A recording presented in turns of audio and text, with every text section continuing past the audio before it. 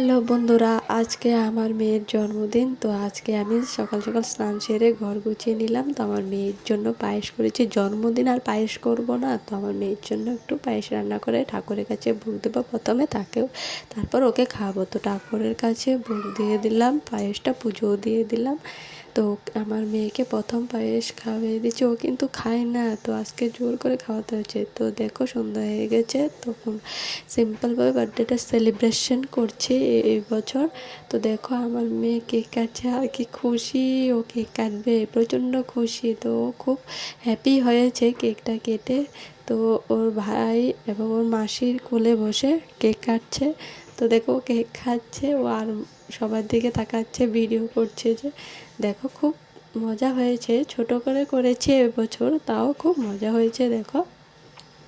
তো ওর বন্ধুরা সব এখানে বসে আছে, ওর সাথে বসে আছে, সবাই দেখছে। তো ওকে আশীর্বাদ করছে আমাদের বাড়ির পাশে একজন দিদি।